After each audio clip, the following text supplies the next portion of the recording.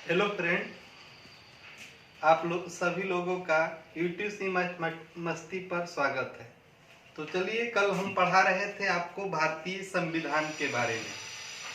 जो है कुछ बातें बताए थे, जैसे ईस्ट इंडिया कंपनी की स्थापना जो है 31 दिसंबर 1600 ईस्वी को हुई थी।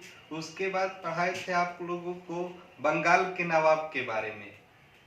बंगाल के पहले नवाब थे मुर्शिद कुली खान, जिसने अपनी राजधानी ढाका से मुर्शिदाबाद स्थानांतरित की थी। पहले बंगाल की राजधानी ढाका हुआ करती थी। तो चलिए, प्लासी का युद्ध पढ़े थे। प्लासी का युद्ध कब हुआ था? 1757 ईस्वी में। प्लासी का युद्ध 1757 ईस्वी को हुआ था। किसके किसके बीच? रॉबर्ट क्लाइव और सिराजुद्दौला के बीच हुआ था।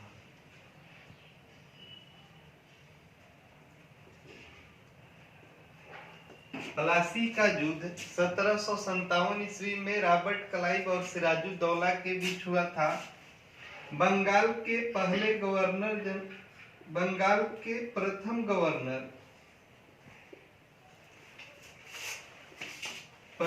गवर्नर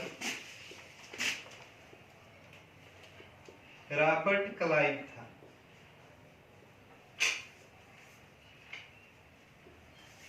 बंगाल के प्रथम गवर्नर रॉबर्ट क्लाइव था। आप लोग जानते हैं कि सिराजुद्दौला जो है, प्लासी के युद्ध में सिराजुद्दौला के जो सेनापति था मीर जाफर, ये अंग्रेजों से मिल जाने के कारण ही सिराजुद्दौला हार गया था। तो प्लासी के युद्ध के बाद, सिराजुद्दौला के बाद बंगाल का नवाब किसे बनाया गया? मीर जाफर को। 1757 से लेकर 1760 ईस्वी। मीर जाफर के बाद बंगाल का नवाब बना मीर कासिम। मीर कासिम बंगाल का नवाब बना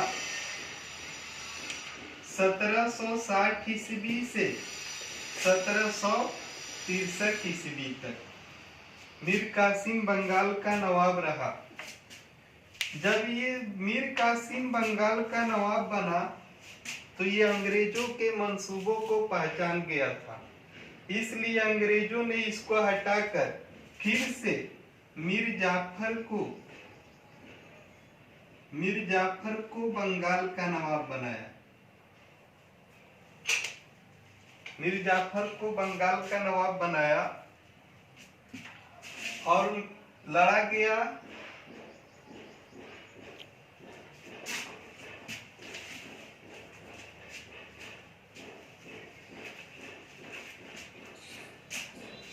सत्रह सौ 1764 ईस्वी में एक युद्ध लड़ा गया, बक्सर का युद्ध। बक्सर का युद्ध 1764 ईस्वी में लड़ा गया, जिसमें एक तरफ थे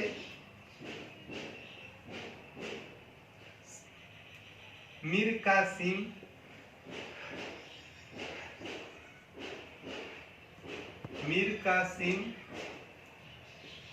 शाह आलम द्वितीय,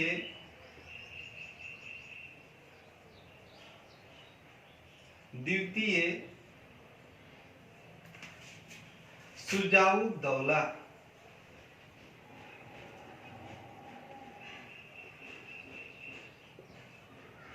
और अंग्रेजों का सेनापति था हेक्टर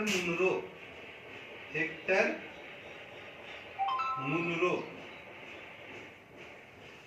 बक्सर का युद्ध 1764 ईस्वी को बक्सर का युद्ध लड़ा गया, जिसमें बंगाल के नवाब मीर कासिम, मुगल बादशाह शाह आलम द्वितीय और सुजाउद्दौला लखनऊ के नवाब, ये तीनों मिलकर संगठित सेना लेकर ये एक साथ लड़े थे अंग्रेजों के साथ, जिसमें अंग्रेजी सेना का सेनापति कौन था? Hector Munro. फिर भी ये जो है बक्सर का युद्ध हार गए। बक्सर का युद्ध जीतने के बाद अंग्रेज जो है पूरी तरह से भारत पर अधिकार कर लिए और एक संधि हुई। बक्सर के युद्ध के बाद 1765 ईस्वी में कौन सी संधि हुई? इलाहाबाद की संधि। 1765 ईस्वी में इलाहाबाद की संधि हुई। रॉबर्ट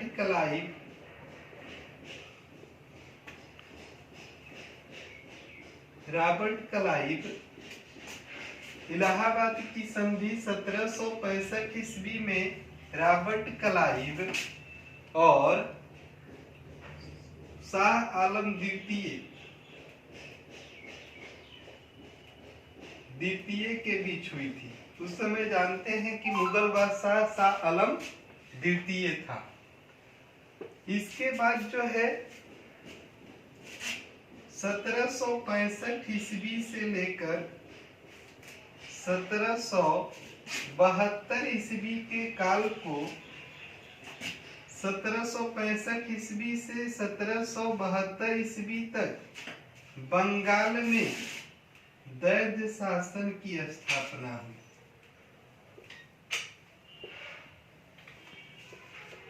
बंगाल में द्वैध शासन की स्थापना हुई। बंगाल में द्वैध शासन लगा 1765 से 1772 के बीच, जिसके तहत जो है दोहरी शासन व्यवस्था थी। शासन करने का अधिकार था बंगाल के नवाब के पास, टैक्स वसूलने का अधिकार था ईस्ट इंडिया कंपनी के पास। इसके बाद 1765 ईस्वी में इलाहाबाद की संधि रॉबर्ट क्लाइव और शाह आलम द्वितीय के बीच हुई थी। 1765 से 1772 ईस्वी तक बंगाल में द्वैध शासन की स्थापना किया गया और द्वैध शासन को समाप्त किया गया 1772 ईस्वी में। 1772 ईस्वी में द्वैध शासन को समाप्त कर दिया गया। सन का अंत किया किसने? वारेन हेस्टिंग्स ने।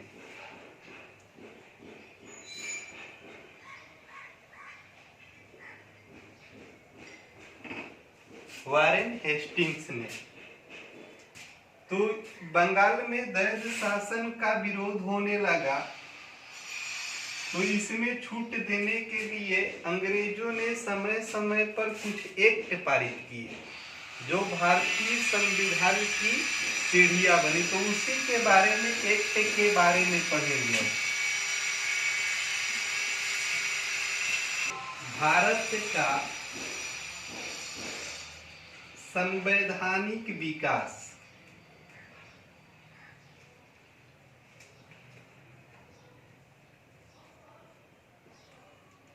भारत के संविधान की निर्माण करने का शुरुआत कब से, कैसे हुआ?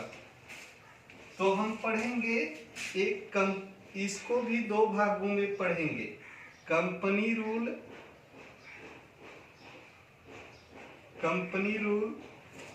1773 से लेकर 1857 ईस्वी तक कंपनी रूल और क्राउन रूल। दूसरा क्राउन रूल के बारे में पढ़ेंगे। 1858 से लेकर 1947 ईस्वी तक अंग्रेजों ने दो तरीके से शासन किया। एक company rule, east India company शासन करती थी वो जो है 1857 ईस्वी तक कंपनी रूल के तहत शासन किए। फिर जो है 1857 की क्रांति के बाद जो है कंपनी के अधिकार को छीन लिया गया और वहां के क्राउन प्रिंस के हाथों में दे दिया गया अधिकार। तो पहले हम इसके बारे में पढ़ेंगे, कंपनी रूल 1773 ईस्वी में। तो 1773 ईस्वी का रेगुलेटिंग एक्ट,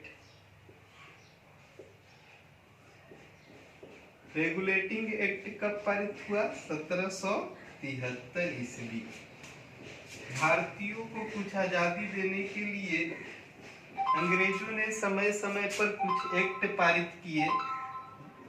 उसी 1773 ईस्वी का रेगुलेटिंग एक्ट, इसके तहत पहला काम किया गया, बंगाल के गवर्नर को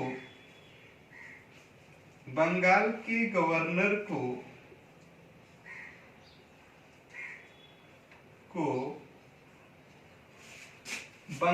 का गवर्नर कहा जाने लगा,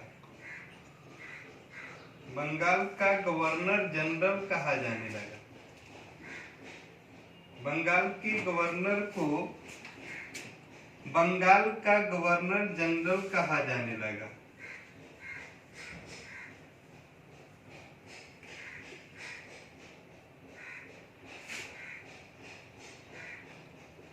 रेगुलेटिंग एक्ट के तहत बंगाल के गवर्नर को बंगाल का गवर्नर जनरल कहा जाने लगा। बंगाल के प्रथम गवर्नर थे रॉबर्ट क्लाइव और बंगाल के प्रथम गवर्नर जनरल थे वारेन हेस्टिंग्स। बंगाल के प्रथम governor general Warren Hasting, Bengal के प्रथम गवर्नर रॉबर्ट क्लाइव थे। दूसरा काम हुआ, रेगुलेटिंग एक्ट के तहत 1774 ईस्वी में कलकत्ता में 1774 ईस्वी में कलकत्ता में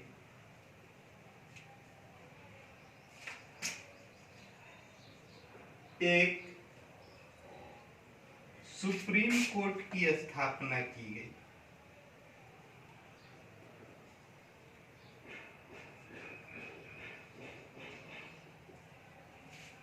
स्थापना की गई।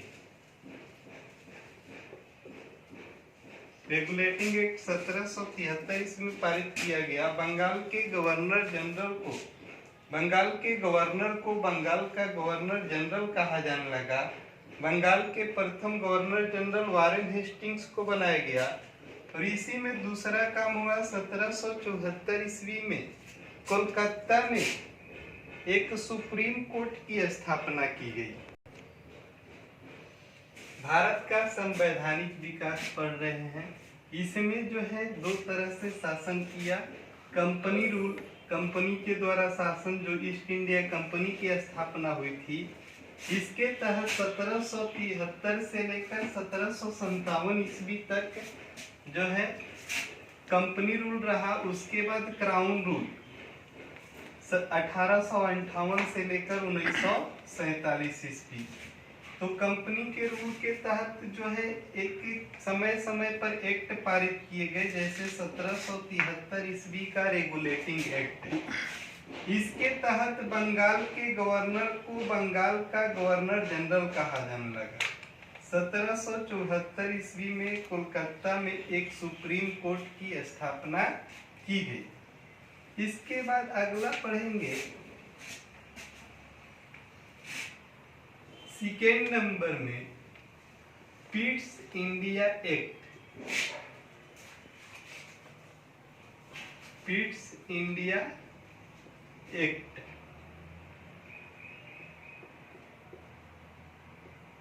1784। पिट्स इंडिया एक्ट की स्थापना हुई थी 1784 ईस्वी में।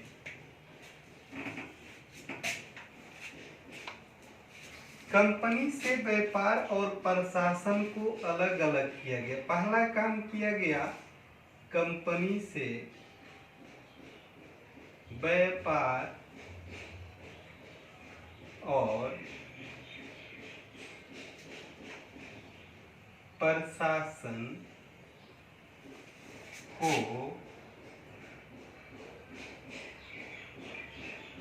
अलग अलग किया गया।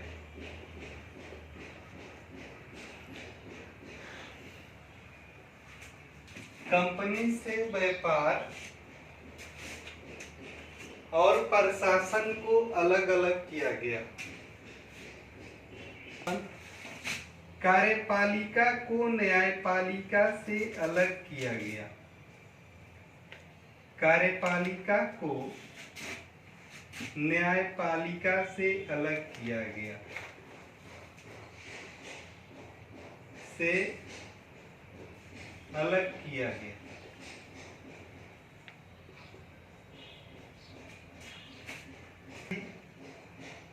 अगले डे हम जो है इसके बाद का बताएंगे ना, तो उस